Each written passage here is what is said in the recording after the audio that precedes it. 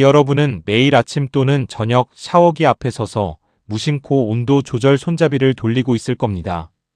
그냥 따뜻하게 아니면 그냥 시원하게 습관처럼 반복하는 그 작은 선택이 사실은 여러분의 면역, 세포수와 자율신경 균형과 수면의 질을 동시에 결정하고 있다면 믿어지시겠습니까?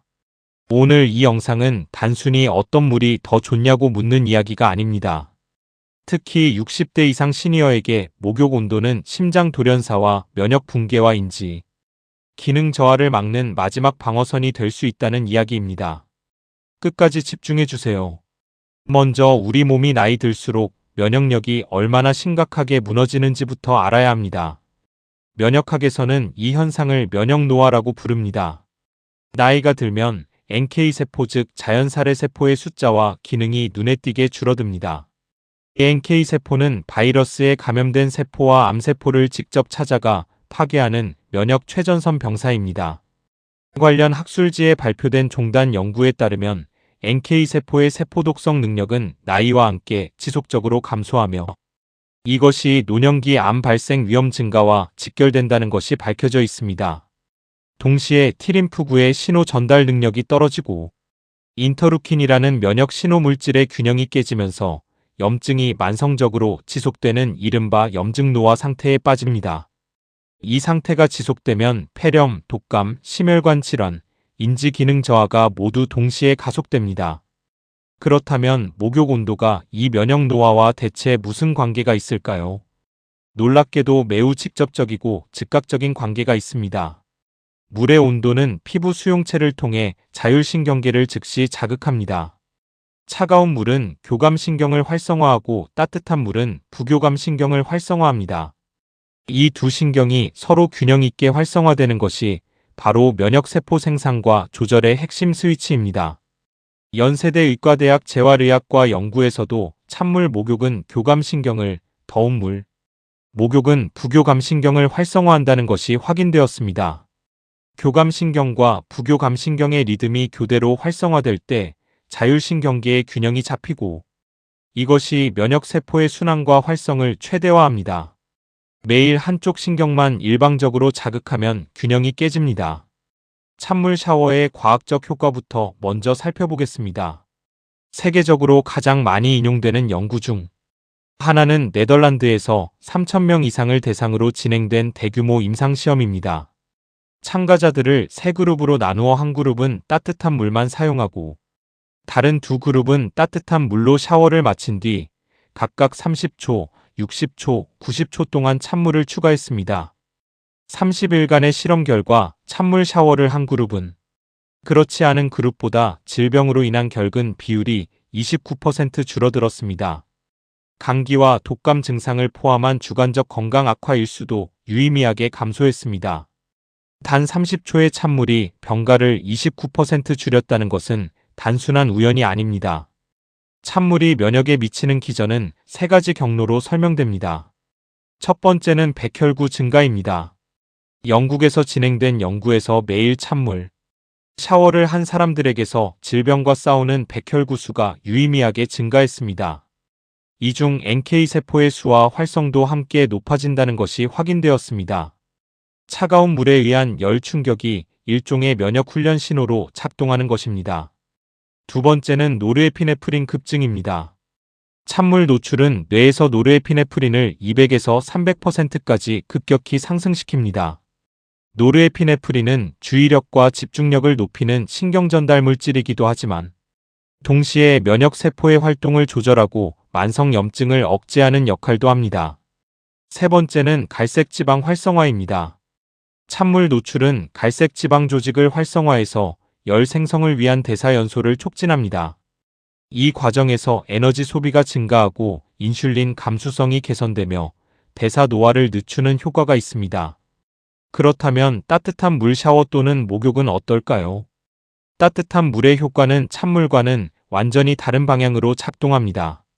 38도 전후의 따뜻한 물에 20분에서 30분간 몸을 담그면 부교감 신경이 활성화되어 코르티솔이 감소하고 스트레스가 해소되며 심리적 이완이 깊어집니다. 취침 90분 전에 따뜻한 목욕을 하면 체온이 일시적으로 올라갔다가 빠르게 내려가면서 수면 신호가 강하게 작동하여 수면 잠복기가 단축되고 수면의 질이 향상된다는 것이 복수의 임상 연구에서 확인되었습니다. 2024년 발표된 연구에서 야간 온천욕을 정기적으로 한 노인 집단에서 다음날 아침 수축기 혈압이 유의미하게 낮아졌다는 결과가 보고되었습니다.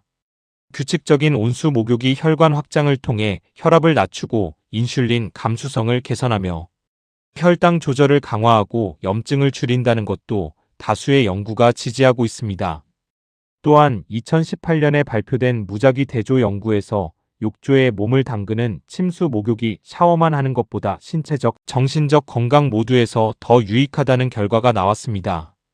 특히 우울 기분 감소와 근육 긴장 완화 효과가 뚜렷했습니다.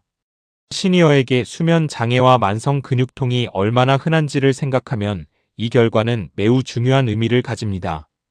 자, 그렇다면 찬물과 따뜻한 물 둘 중에 어느 것이 더 좋은 걸까요? 정답은 어느 한쪽이 아닙니다. 두 온도를 전략적으로 교대해서 사용하는 것이 시니어의 면역력을 가장 효과적으로 끌어올리는 방법입니다. 이것을 냉온 교대법이라고 합니다.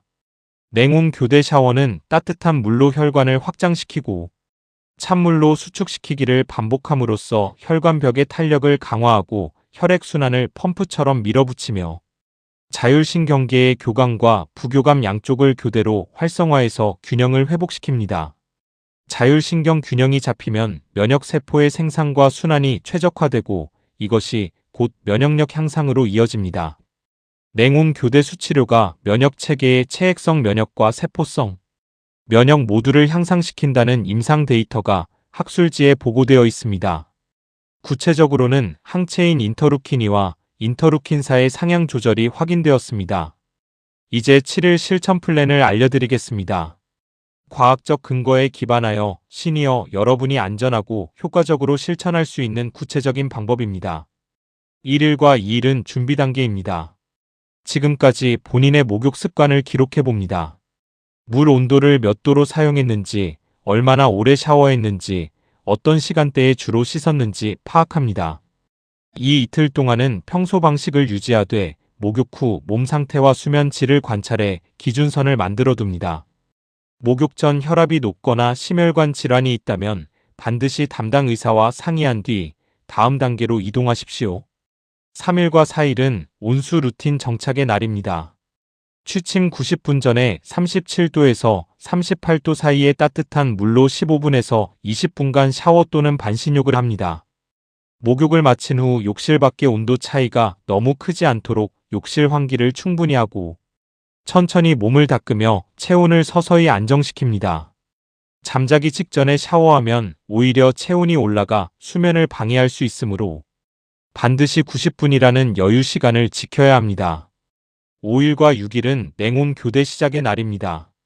먼저 37도에서 38도 사이 따뜻한 물로 3분에서 5분간 몸 전체를 충분히 데웁니다. 그 다음 15도에서 20도 사이 찬물로 전환하여 30초간 유지합니다. 처음에는 30초가 매우 길게 느껴질 수 있으므로 10초부터 시작해도 됩니다.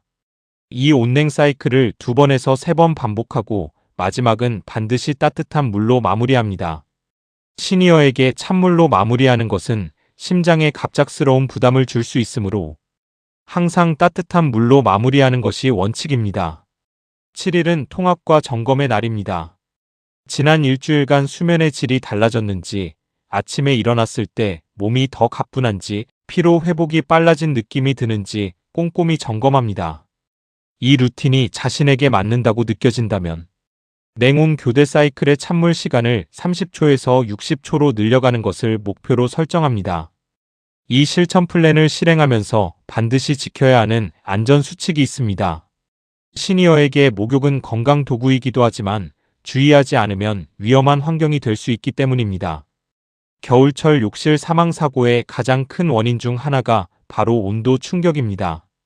차가운 욕실 공기에서 갑자기 뜨거운 물에 몸을 담그거나 뜨거운 욕조에서 나온 직후 차가운 공기에 노출되면 혈압이 급격히 변동하면서 실신이나 심장 리듬 이상이 올 수 있습니다. 그러므로 목욕 전에 욕실을 먼저 따뜻하게 만들어 욕실 내부와 외부의 온도 차이를 줄여야 합니다. 40도 이상의 뜨거운 물은 70세 이상 시니어, 고혈압 환자, 심근경색 또는 뇌졸중 병력이 있는 분들에게 매우 위험합니다. 혈압이 급격히 올라갔다 내려가면서 심장에 큰 부담을 줍니다.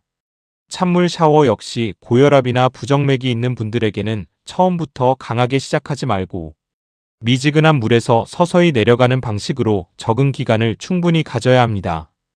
또한 빈속이거나 식사 직후에는 샤워를 피하는 것이 좋습니다. 식사 직후에는 소화를 위해 혈류가 소화기관에 집중되어 있어 급격한 온도 변화가 심혈관계에 더 큰 충격을 줄 수 있습니다. 혼자 사시는 시니어라면 욕실 안에 비상호출 장치를 설치하는 것을 강력히 권장합니다. 혹시 어지럽거나 가슴이 두근거리거나 숨이 가빠진다면 즉시 샤워를 중단하고 욕실 바닥에 앉아 안정을 취한 후 도움을 요청하십시오. 마지막으로 목욕 효과를 더욱 높여주는 추가 팁 3가지를 드리겠습니다. 첫 번째는 에프슨 솔트 즉 황산 마그네슘을 욕조에 한두 컵 넣는 것입니다. 마그네슘은 피부를 통해 흡수되어 근육 이완과 수면 개선에 도움을 줍니다. 두 번째는 목욕 중 코로 깊이 호흡하는 것입니다. 따뜻한 증기 환경에서 복식 호흡을 4초 들이쉬고 4초 참고 6초 내쉬는 방식으로 반복하면 부교감 신경 활성화 효과가 훨씬 강해집니다. 세 번째는 목욕 후 수분 보충입니다. 따뜻한 목욕 후에는 땀으로 빠져나간 수분을 보충하기 위해 미지근한 물 또는 허브티를 한 잔 마셔야 합니다. 특히 노인은 갈증 감각이 둔화되어 있어 수분 손실을 느끼지 못하는 경우가 많습니다. 여러분의 욕실은 이미 최강의 면역 클리닉입니다. 비용도 들지 않고 특별한 도구도 필요 없습니다. 오늘부터 온도 하나를 조금 바꾸는 것으로 시작하십시오. 37도에서 38도의 따뜻한 물로 몸을 충분히 데운 뒤 30초의 찬물을 더하고 따뜻한 물로 마무리하는 것. 그 한 가지 루틴이 여러분의 NK세포를 깨우고 자율신경의 균형을 회복시키며 수면을 깊게 만들고 혈압을 안정시킵니다. 면역력은 멀리 있지 않습니다. 매일 여러분이 서 있는 그 샤워기 아래에 있습니다. 이 영상이 도움이 되셨다면 구독 버튼과 좋아요를 눌러주세요. 여러분의 부모님과 주변 시니어 분들께도 이 영상을 공유해 주신다면 그분들의 건강을 지키는 데 큰 도움이 됩니다. 댓글로 여러분만의 목욕 루틴이나 궁금한 점을 남겨주시면 성실하게 답변 드리겠습니다. 다음 영상에서도 더 실용적인 건강 과학 이야기로 찾아오겠습니다. 오늘도 건강하십시오.